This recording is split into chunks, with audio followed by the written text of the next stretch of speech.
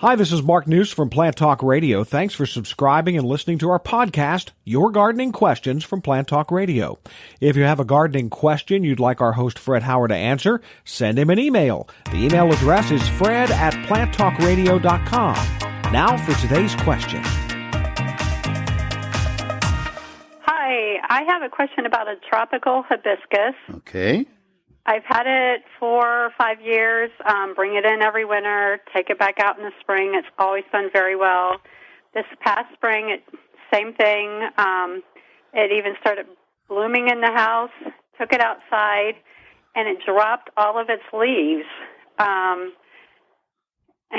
of went into a sense of dormancy for a month or so, and the leaves have come back, but just sparingly and very small. It blooms, not a lot, but it is blooming. But I'm more concerned about, so when it's time to bring it back in the fall, what's going to happen? Well, that is a mystery, and one of the things that you indicated that it's in and out over a several year period. Have you resized the pot that it's in? In other words, upgraded? No. At a certain point, and some people do it too often, but at a certain point, there will be just a real heavy load of roots in the pot that don't react as they would if they were still in a lot of soil. Number one, I think you should probably take a chance of repotting that plant.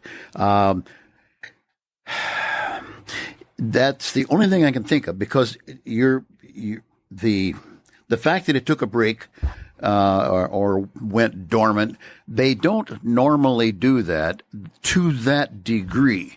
And yet, at the same time, if it's coming back and it's flowering, I'm guessing that the small leaves and flowering and so on are just simply running out of, let's just say, root help sufficient to keep the plant going. Now, when you do, and I'm assuming you have to lay it down and knock it out of the pot or pull it out type of thing, I'm guessing that you'll find it to be heavily root bound. Try to work some of those roots on the outer edge. I'm going to call it cut or break them loose, so that they will quit circling with the pot shape and then reach on out into new soil. By and large, you only go up 2 inches in pot size at any given time when you're redoing it, and it must have been okay in the beginning because it all was well. But be sure you block the hole in the bottom to the extent of keeping the soil in, but letting excess water drain out. I use broken pots that have the right curvature and cover the holes in the bigger pots and so on. That seems to work quite well. And I'm thinking that you seem to be adept at handling that. I think you probably could go ahead and do it now and let it get some regrowth on it, or let's just say start to shape up, hopefully, between now and fall. So when you bring it in, it'll be back into a more normal situation. And that's the best I know to tell you, Lois, because it doesn't sound like a disease or anything.